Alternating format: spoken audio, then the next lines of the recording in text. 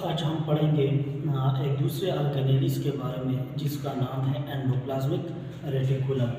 Endoplasmic reticulum हमारे पास बना हुआ है, एंडो मीन्स इनसाइड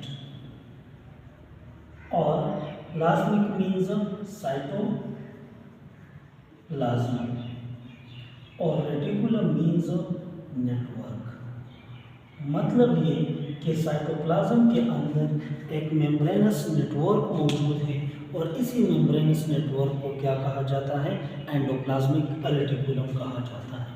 अब इसको फर्स्ट टाइम किसने एब्जॉर्व किया था, किसने इसको नाम दिया था और किसने इसके फंक्शन और इसके स्ट्रक्चर के बारे में बताया था?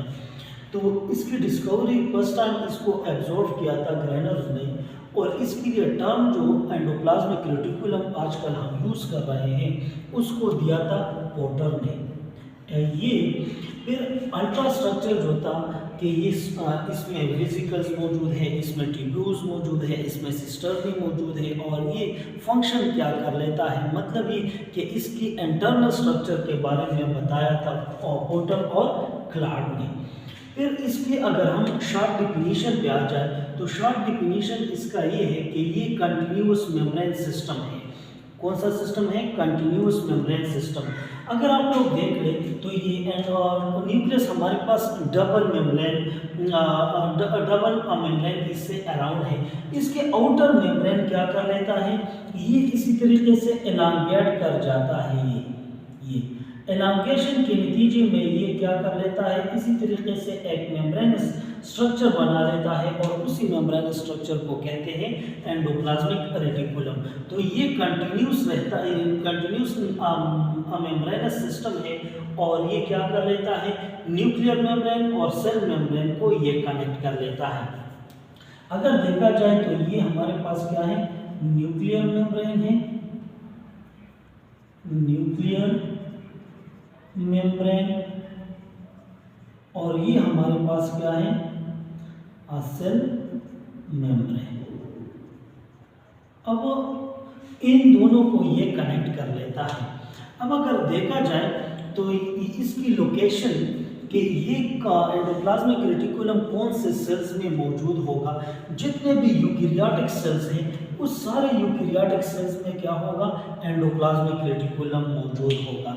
लेकिन कुछ ऐसे सेल्स भी हैं जिसमें एंडोप्लाज्मिक रेटिकुलम नहीं होता। मिसाल के तौर पर जो जर्मिनल सेल्स हैं, मेच्योर रेड ब्लड सेल्स हैं, उनमें भी एंडोप्लाज्मिक रेटिकुलम नहीं होता और जितने भी प्रोकैरियोटिक सेल्स हैं उन्हीं में भी ये एंडोप्लाज्मिक रेटिकुलम एब्सेंट ही रहता है। फिर अगर स्ट्रक्चर की बात की जाए तो स्ट्रक्चर में हमारे पास इसके आ जाते हैं सिस्टर्नी, वेसिकल्स और ट्यूब्यूल्स। ये तीन पार्ट्स पे मौजूद होगा। अब यहाँ पर ये सिस्टर्नी क्या होगा? अनब्रांच होगा। इस तरीके से ये स्ट्रक्चर होगा, 1 2 3 4 इसी तरीके से ये मिलेंगे और ये एक अनब्रांच नैरो ट्यूबुलर स्ट्रक्चर होगा और ये न्यूक्लियस के करीब होगा। ये न्यूक्लियस है तो ये वाला पार्ट, ये इसको हम क्या कहते हैं? सिस्टर्नी। इसको सिस्टर्नी कहा जाता है क्योंकि ये न्यूक्लियस के करीब होगा और असल में सिस्टर्नी हमारे पास ये जो ल्यूमन वाला पार्ट है इसको क्या कहते हैं? सिस्टर्नी। और इसका जो डायामीटर होगा वो 40 से लेकर 50 माइक्रोमीटर इसका डायामीटर होगा। फिर इसका दूसरा पार्ट जो आ जाता है उसको कहते हैं वेसिकल्स। वेसिकल्स हमारे पास क्लोजर टू सिस्टर्नी। अगर ये हमारे पास क्या है? सिस्टर्नी है, ये क्या है? सिस्टर्नी है तो ये वाला पार्ट ये इसी तरीके से इस पार्ट को क्या कहा जाता है? वेसिकल्स कहा जाता है और ये क्लोजर टू सिस्टर्नी। अब अगर मैं ये वेसिकल्स बना लूँ, ये हमारे पास क्या है? वेसिकल्स है। ये वेसिकल्स के ऊपर क्या होगा?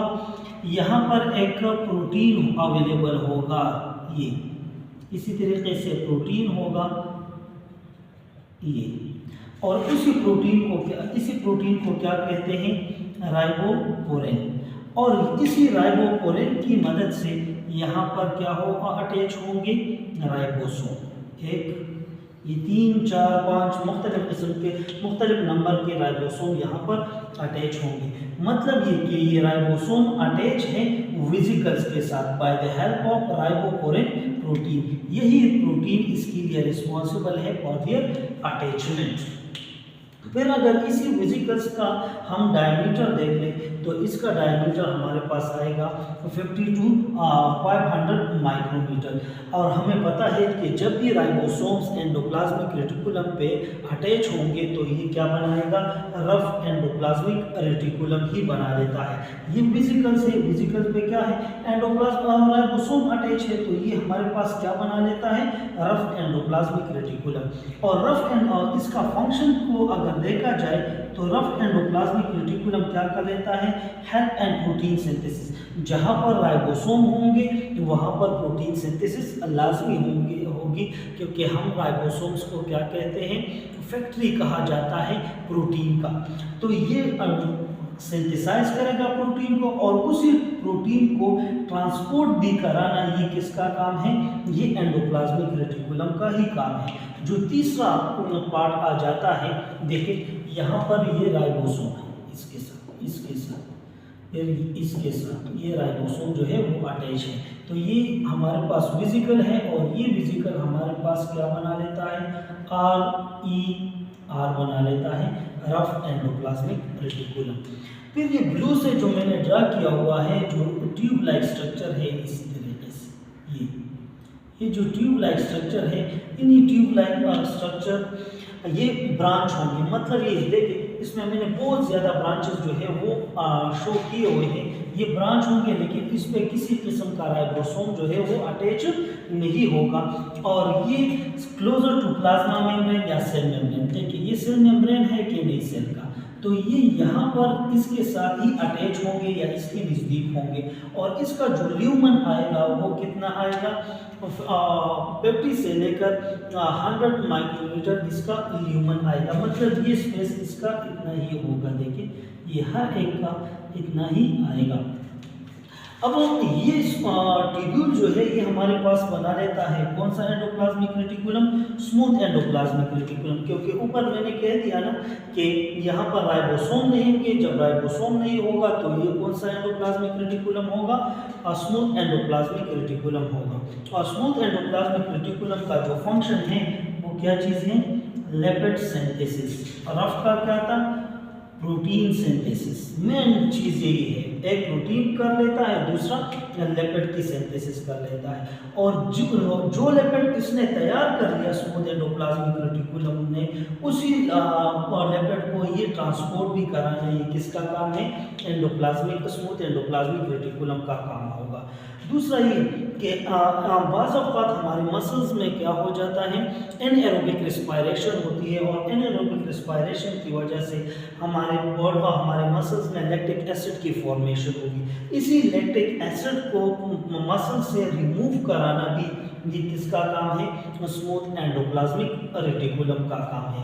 तो आप लोगों ने जो मेन चीज़ याद करनी है कि स्मूथ एंडोप्लाज्मिक रेटिकुलम क्या कर लेता है, लिपिड सिंथेसिस, और रफ एंडोप्लाज्मिक रेटिकुलम क्या कर लेता है, प्रोटीन सिंथेसिस कर लेता है।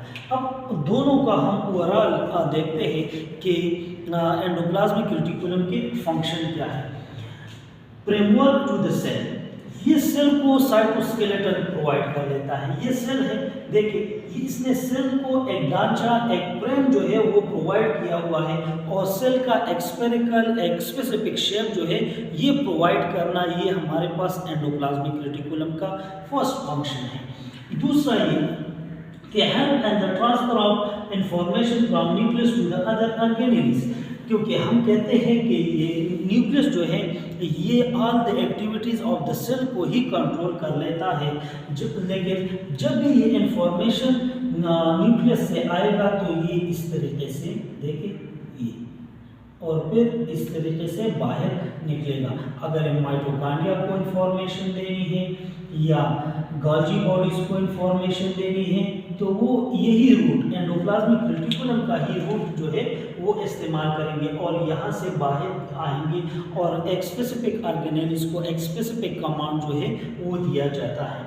तीसरा इसका है transport of protein and lipid to the Golgi bodies. अब यहाँ पर गोल्जी बॉडीज हैं, गोल्जी बॉडीज हैं। अब ये गोल्जी बॉडीज का काम क्या है? ये पैकेजिंग का काम है। मुख्तलिफ किस्म की प्रोटीन तो हो गए, प्रोटीन तो रब एंडोप्लाज्मिक ने तैयार कर लिया, लेकिन इसी प्रोटीन को कन्वर्ट करना एंजाइम में, इसी प्रोटीन को कन्वर्ट करना एंजाइम में, ये किसका काम है? गोल्जी बॉडीज का काम है। तो ये गोल्जी बॉडीज एंडोप्लाज्मिक रेटिकुलम का काम है। जो प्रोटीन उसने बना लिया, इससे एंजाइम हार्मोन बनाना, ये किसका काम होगा? गोल्जी बॉडीज का होगा। या मिसाल के तौर पर ये स्मूथ एंडोप्लाज्मिक रेटिकुलम ने जो ट्यूब्यूल्स के फॉर्म में है, इसने बना लिया लिपिड, लेकिन इस लिपिड को ये ट्रांसफर करेगा गोल्जी बॉडीज में और इससे मुख्तलिफ किस्म के हार्मोन जो है वो बनेंगे। फॉर एग्जांपल मैं एक क्या नाम लिख लेता हूँ, टेस्टोस्टेरोन। मतलब ये कि मुख्तलिफ किस्म के हार्मोन्स बनाना, मुख्तलिफ किस्म के एंजाइम बनाना, ये असल में सिंथेसिस रफ और स्मूथ में हो जाती है, लेकिन इसको मॉडिफाइड और पैकेजिंग करवाना ये किसका काम है? गोल्जी बॉडीज का काम है। तो ये प्रोटीन और एंडोप्लाज्मिक रेटिकुलम प्रोटीन और लिपिड को ट्रांसफर कर लेता है गोल्जी बॉडीज में, और गोल्जी बॉडीज कभी इससे हार्मोन बना लेता है, कभी इससे एंजाइम, कभी कोई और चीज़। तो ये काम फिर किसका हो जाता है? पैकेजिंग का, ये गोल्जी बॉडीज का हो जाता है। फिर जो एंडोप्लाज्मिक रेटिकुलम है, ये हमारे पास 30 डिफरेंट किस्म के एंजाइम की भी प्रोडक्शन कर लेता है। 30 डिफरेंट एंजाइम भी प्रोडक्शन कर लेता है, जैसे कि एटीपेज एंजाइम, डिहाइड्रोजिनेज एंजाइम। ये एंजाइम की सिंथेसिस करवाना, ये किसका काम है? एंडोप्लाज्मिक रेटिकुलम का काम है। दूसरा ये कि cell plate formation during the cell division of the plant cell by phragmoplast formation.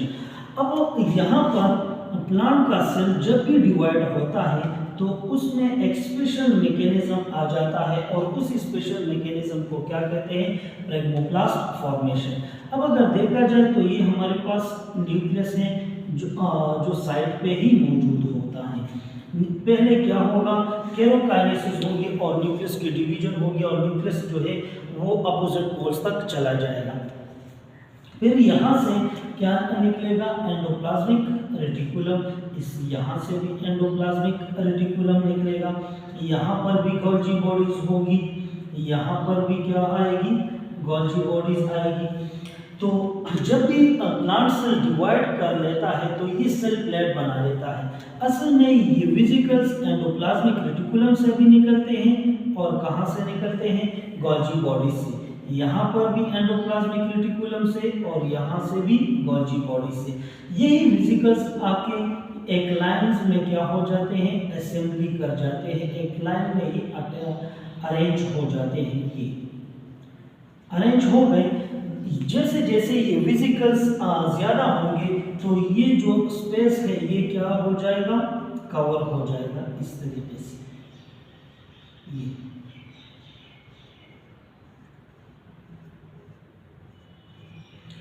अब ये कवर हो गया। कवर हो जाने के बाद इस प्रोसेस को क्या कहा जाता है? फ्लेग्मोप्लास्ट फॉर्मेशन। और इसी तरीके से जो प्लांट सेल्स हैं वो एक से क्या हो जाता है? 2 में डिवाइड हो जाता है। देखिए अब इससे हमारे पास एक प्लांट सेल जो है ये 2 में डिवाइड हो गया। एक प्लांट सेल ये, दूसरा प्लांट सेल ये एक यूनिक प्रॉपर्टी है प्लांट सेल की डिवीजन के, क्योंकि यहाँ पर तो प्लांट सेल में सेंट्रियोल्स मौजूद नहीं है, लेकिन प्लांट सेल भी क्या भी डिवाइड होगा तो डिवीजन का जो तरीका है ये इसका चेंज है। तो ये फ्लेग्मोप्लास्ट फॉर्मेशन में एंडोप्लाज्मिक रेटिकुलम और गोल्जी बॉडीज का क्या है? एक अहम रोल है, और ये सेल प्लेट बना लेता है, और सेल प्लेट के जरिए से सेल प्लांट सेल की डिवीजन हो जाती है। तो ये था बच्चों हमारे पास एंडोप्लाज्मिक रेटिकुलम हमारे पास इसका स्ट्रक्चर क्या है, इसकी डिस्कवरी, इसका डेफिनेशन। अगर फिर भी आप लोगों को किसी पॉइंट की समझ नहीं आई तो प्लीज़ कमेंट बॉक्स में क्वेश्चन कर लें।